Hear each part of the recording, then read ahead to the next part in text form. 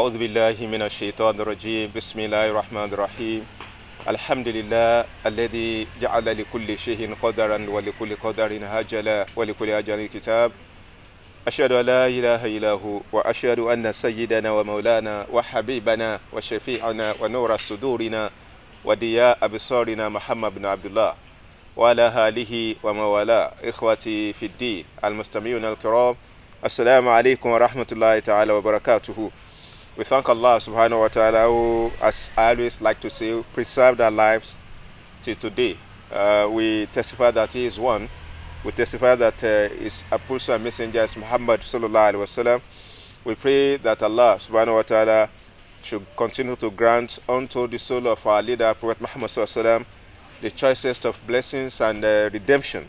And hiding under that, we pray that Allah subhanahu wa ta'ala should also grant unto us all, the Muslim world, the best of these times and rescue us all from the vicissitudes of life, from the adversity of these contemporary times, and make our feet firm on this path of rectitude, the path of Al-Islam. We are in the month of Rabi al-Awwal, and a couple of days ago, the federal government of Nigeria declared Monday as the birthday of Prophet Muhammad sallallahu alaihi wasallam, and as the Arabs will say, the kulli maqal maqam.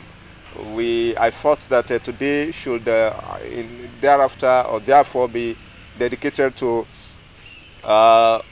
deriving or reminding ourselves of some of those things that we know about our leader Prophet Muhammad sallallahu alaihi wasallam, and using that to also serve as admonition to us all, because we are at a time in which that which is lawful is becoming unlawful, and that which is unlawful is becoming lawful. We are at a time in which the youth are no more listening to their parents. We are at a time when that which is sense is becoming nonsense, and that which is nonsensical is becoming by the day the sense that people now celebrate.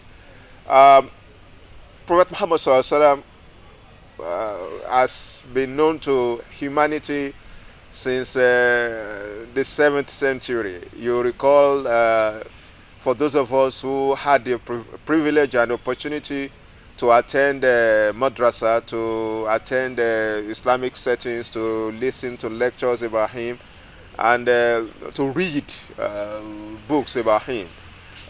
We all remember that Prophet Muhammad sallallahu alaihi wasallam was born by the union, as a result of the union of two individuals. The first is Abdullah, who happened to be his father, and his mother was Amina.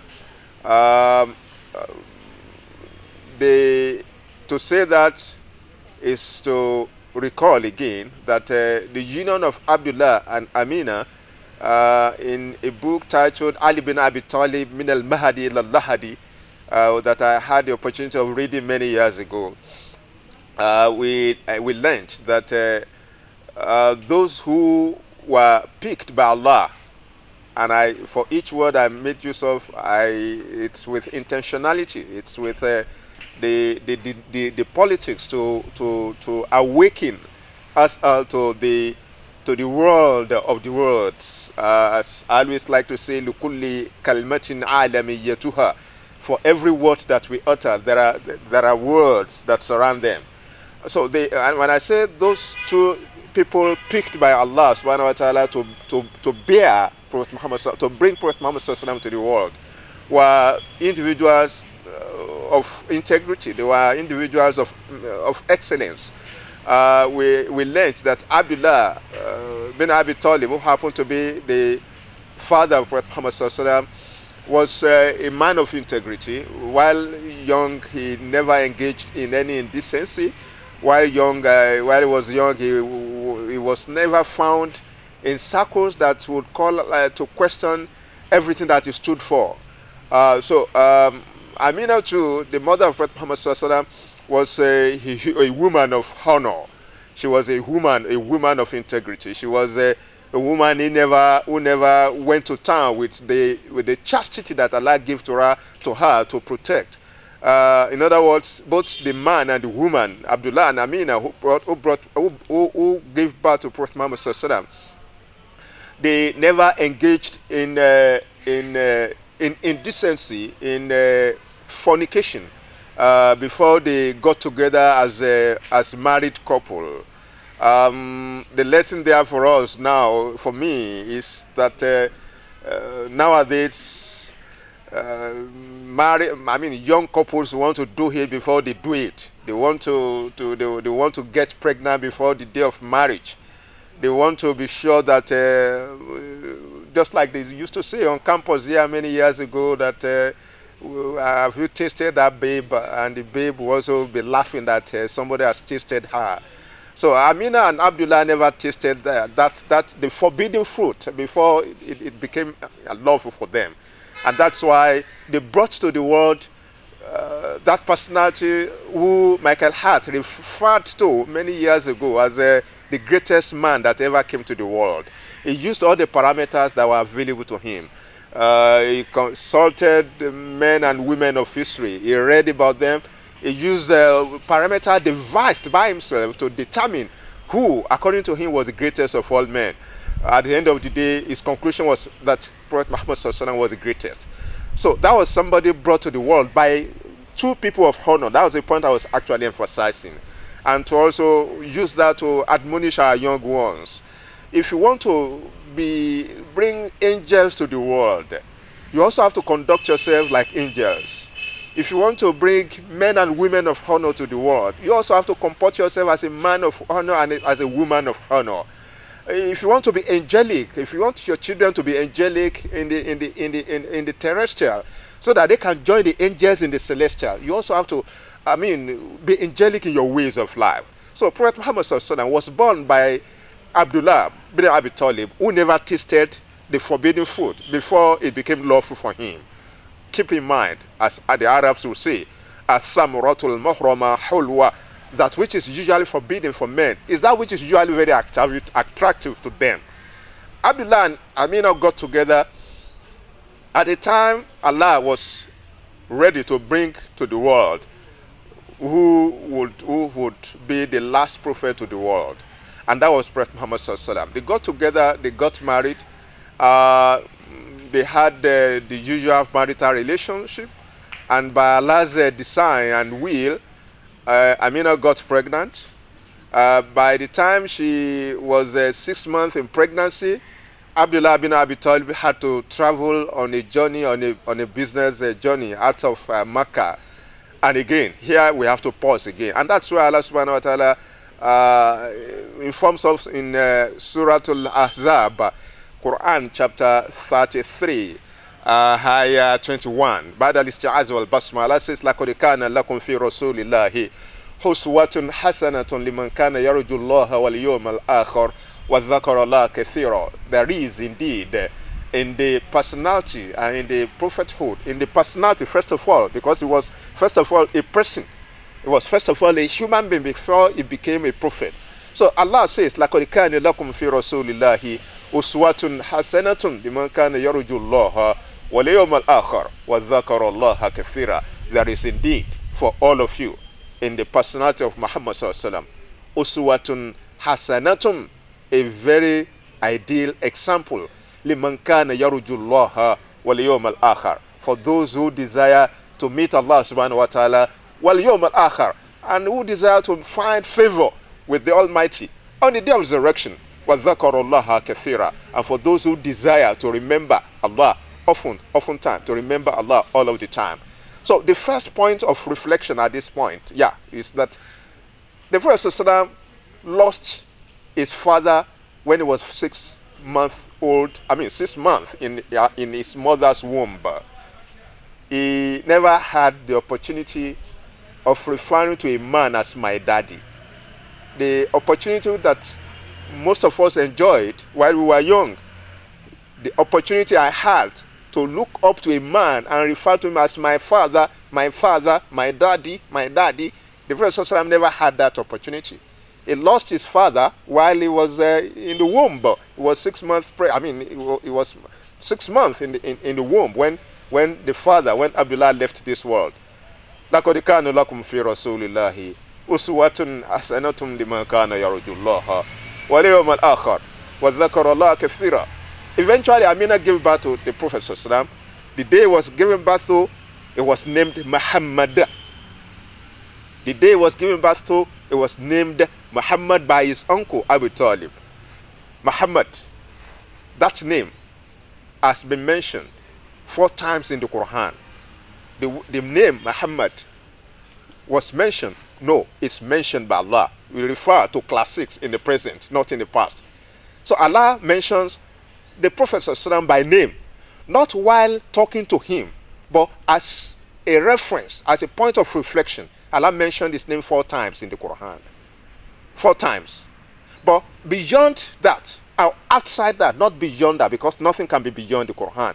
Outside that, outside the Quran, outside the text, when we move to the context, the Prophet ﷺ is also known as Ahmadu. He is also known as Ahmad. So if you hear a brother who bears Ahmad, he is actually bearing one of those names of Prophet Muhammad ﷺ. The Prophet ﷺ is also known as Al-Mustafa. Is the chosen one by Allah. It's Allah who chose him. He never chose himself. So he was given birth to intestate as a young child who had lost his father. His mother, Amina, undertook the responsibility of giving care and catering to his desires, catering to his development, but also to a point. Sooner or later, it wasn't long before Amina also left this world. And the Prophet ﷺ had to be taken to in the usual Arab style of bringing up children. It was taken to a nurse whose duty at that time, the usual style, the usual way by which Arabs nurture and raise their children was that as soon as they are given birth to in a city, they take them to the village so that they will go through the rudiments of acculturation. Arabs during the 7th century, not the Arabs of today. We are not talking about the Saudi Arabia of today that has become, should I say, Saudi America. We are not talking about the Saudi America. We are talking about Saudi Arabia of those days, of the 7th century. A child would be born in the city. His parents will take him to the village. They want him to go through the furnace of life. They want him to go through the training that only the village could give to the child that will become a man. That's the reality. We become knowledgeable of our world by being born into ignorance of the world. In other words, for me to be knowledgeable of my world, the very first condition, the precondition of being knowledgeable is for me to be ignorant of the world. Because there's nobody that was born or that is born that could be born knowledgeable.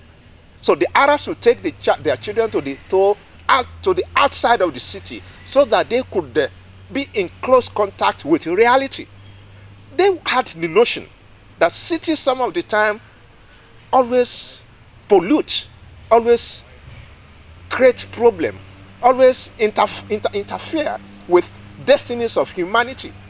They always want to ensure that their children are raised in the serene environment where they would have the opportunity of being trained or being exposed to the rigidity of their life or to the ways of their life, so that when such children eventually grow up, they will become exemplars for their colleagues. So the Prophet ﷺ was taken to that woman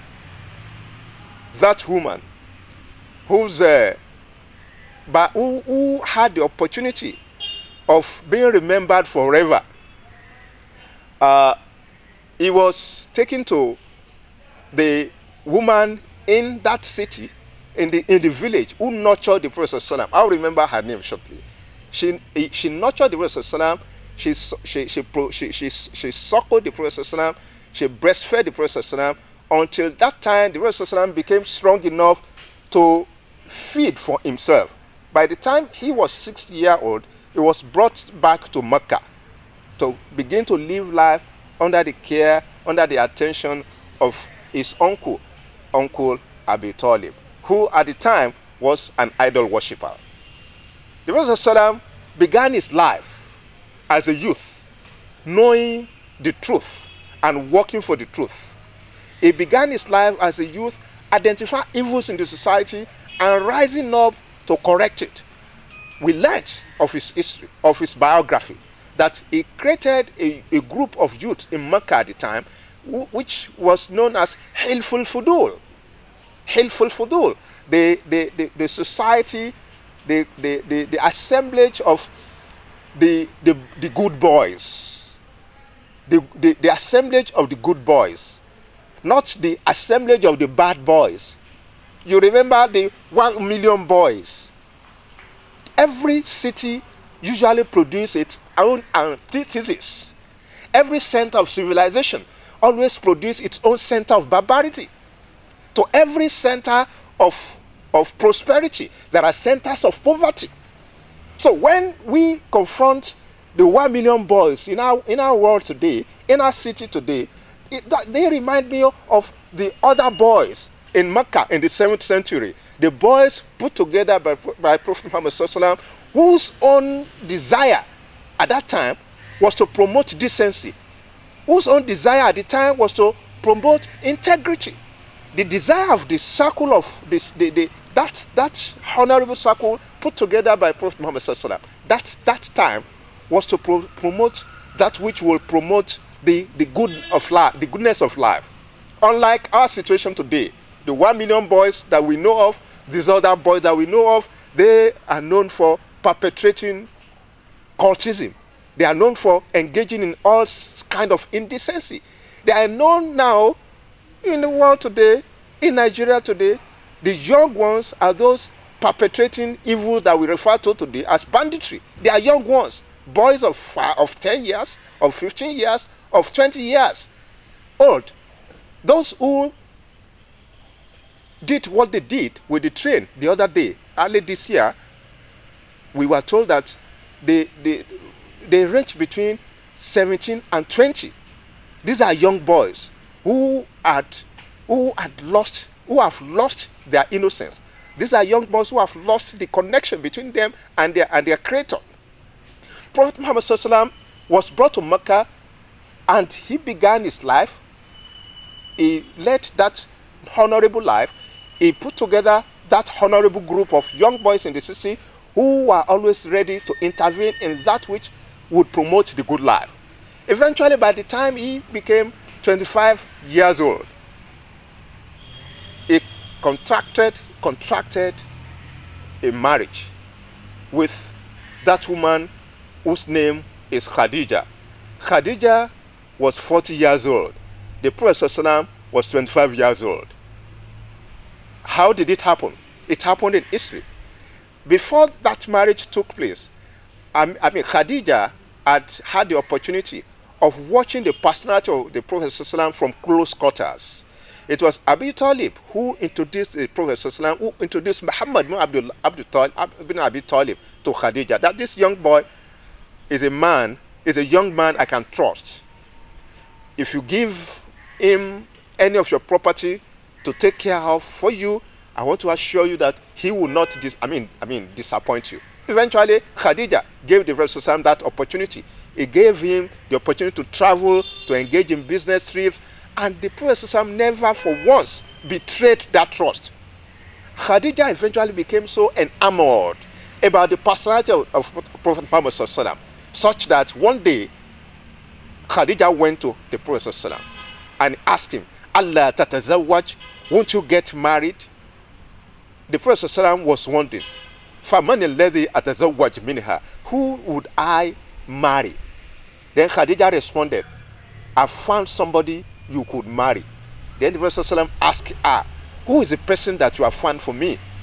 Khadija responded, the woman I found for you has two infirmities.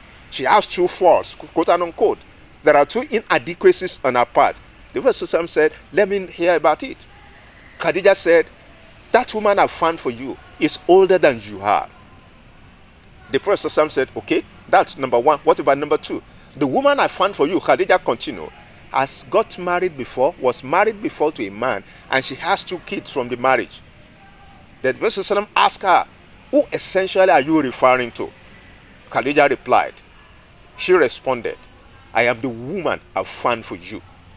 In other words, we were confronted with an uncanny incident in history when a woman of honor found a man of honor, and she took it upon herself to begin the conversation, quite unlike the woman's ways. Quite unlike the woman's ways. But Khadija was a woman of honor who knew what she wanted.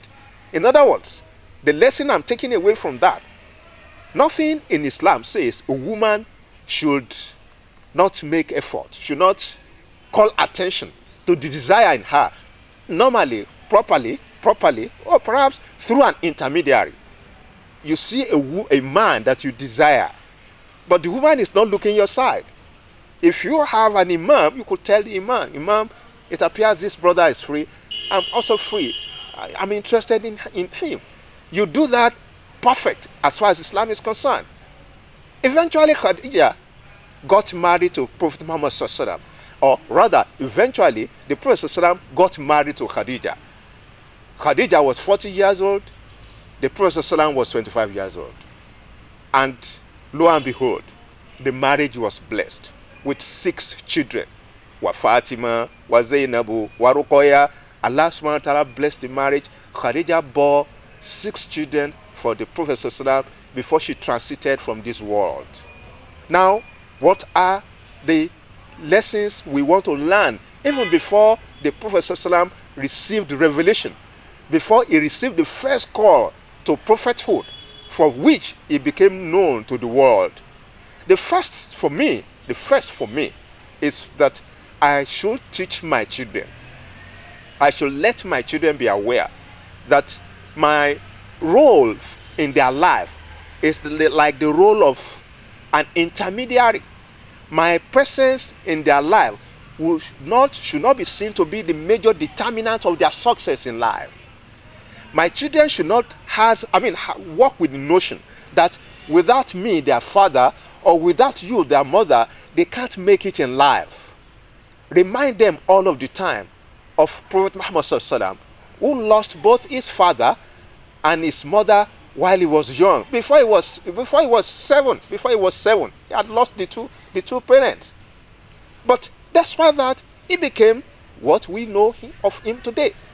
Number 2, it's important for us to teach our children those virtues, some of which we know in our Prophet Sallallahu Alaihi Wasallam. One of it is that, being trustworthy, being al-amin.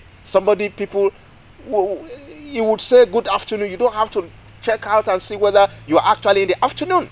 That was the Prophet Sallallahu Alaihi Wasallam. Number 3, kindness. The Prophet Sallallahu Alaihi Wasallam was known for his kindness, was known for his respect. Aside from being kind to everybody, the Prophet Sallallahu Alaihi Wasallam, even before revelation came to him, never looked the elderly in the face or in the eye. And that's why a scholar says, لا تكن كمن جلس فوق الجبل فنظر إلى الناس فوجدهم صغارا ونظروا إليه وهو جالس فوق الجبل ووجدوه صغيرا. We are counseled all of the time by that scholar, and I like that. He says, don't be like that person who sits on the mountain top. The person who sits on the mountain top, each time he looks at people down the mountain, at the bottom of the mountain, they would appear so small in his estimation. But the person sitting at the top, on top of the mountain, should also keep in mind that those who are looking at him on top of the mountain are looking at a very small entity, an entity of insignificance. We need to teach our children this important lesson, particularly nowadays. Our children today are different of the children of my time. Our children of today, I've been told, they belong to Generation Z, the generation in which, or of which, what matters to them is the handset, the handphone. What matters to them is their presence on Instagram. What matters to them nowadays is their presence on WhatsApp, on the social media. What matters to them nowadays is their presence on Twitter. They are there 24/7. But you ask them, you ask your child, ask your children too, what value are they adding by their presence to life? What value is their presence on the social media adding to their own life? Particularly at a time when the more we spend in life, the lesser life appears to be for everybody. The more years we spend in our life, the lesser the life appears to be for everybody. Inshallah, we shall continue in the next episode with our reflection on aspects of the Prophet's life for which we need to derive more lessons. I pray that Allah subhanahu wa ta'ala, who has made it possible for us to interact at this point and up to this point, may He preserve our lives beyond next week. ربنا تقبل منا إنك أنت السميع العليم تب علينا مولانا إنك أنت التواب الرحيم وآتنا في الدنيا حسنة وفي الآخرة حسنة وقنا عذاب النار وادخلنا الجنة مع الأبرار يا عزيز يا غفار يا رب العالمين سبحان ربك رب العزة عما يصفون والسلام على المرسلين والحمد لله رب العالمين. And he entered his garden while he was unjust to himself. He said, I do not think that this will perish ever. وما أظن الساعة قائمة ولئن رددت إلى ربي لأجدن خيرا منها منقلبا. And I do not think the hour will occur. And even if I should be brought back to my Lord, I will surely find better than this as a return. قال له صاحبه وهو يحاوره أكفرت